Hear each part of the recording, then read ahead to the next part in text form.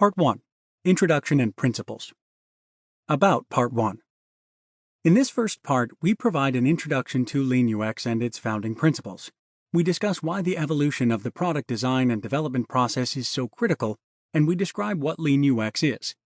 We also discuss the underlying principles you'll need to understand to make Lean UX work in your organization.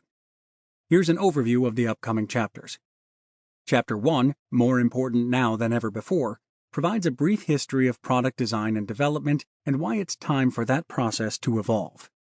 In Chapter 2, Principles, we present a detailed look at the key principles that drive the Lean UX process. These principles offer a framework for a leaner product design and discovery process and also provide basic management guidelines for these teams. They are critical to the success of Lean UX, and if incorporated into your organization, will have a profound impact on your culture and on the productivity and success of your teams. Chapter 3, Outcomes, is focused on the idea of outcomes, which have always been an important concept in Lean UX, but over the years, we've developed new ways of thinking about and working with them. Because outcomes are so critical to Lean UX, we've expanded our discussion of this concept. This chapter shares with you our current understanding of the idea. Chapter 1, More Important Now Than Ever Before. It's not iteration if you do it only once. Jeff Patton. Design is always evolving. When designers first brought their craft to software in the 80s and 90s, they approached the work in the same way they approached the earlier materials they worked with. In industrial design, print design, fashion design, or any field involving physical outputs, the manufacturing step is a critical constraint. When designing for physical materials, designers need to figure out what they're making before they begin production, because production is expensive. It's expensive to set up a factory floor to produce hard goods or garments. It's expensive to set up a printing press for a print run.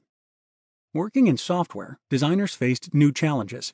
They had to figure out the grammar of this new medium, and as they did, they saw new specialties like interaction design and information architecture emerge. But the process by which designers practiced remained mostly unquestioned. Designers still designed products in great detail in advance because they still had to deal with a manufacturing process. The work had to be duplicated onto floppy disks and CDs, which were then distributed to market in exactly the same way that physical goods were distributed. The cost of getting it wrong remained high. Paradoxically, though, this way of working didn't really prevent anyone from getting it wrong. Too often, designers worked in isolation, siloed, before passing their work to developers, who in turn worked in a silo before passing the work on to QA, and so on. And everyone was working with limited market feedback. Today, we face a new reality. Software production has become continuous. The internet has changed the way we distribute software. The proliferation of mobile devices, wearables, and the Internet of Things has changed the way we consume it.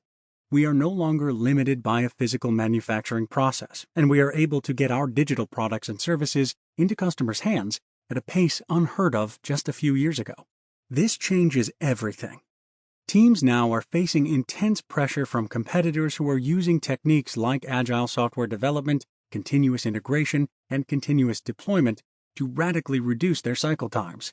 Take Amazon as an example. The e-commerce giant pushes new code live to their customers every single second of every minute, and they are using these short cycles as a competitive advantage, releasing early and often, gaining market feedback, and iterating based on what they learn to create a continuous conversation with customers. In essence, they are discovering their product at the same time they are delivering it. This has many results, but these are perhaps the two most important ones. 1. The ability to learn continuously and quickly how well their products are meeting customer needs. 2. Raising customer expectations in terms of product quality and company response times to their concerns and feedback. What's more, this new way of working is not based on expensive technologies. The platforms and services that make this possible are available for free or nearly free to just about every startup team. This exposes incumbent businesses to a threat they haven't known before. Specifically, the barriers to entry in almost every domain have never been lower. Without the need to manufacture a physical product, anyone with access to the web can design, code, and deploy services to anyone else.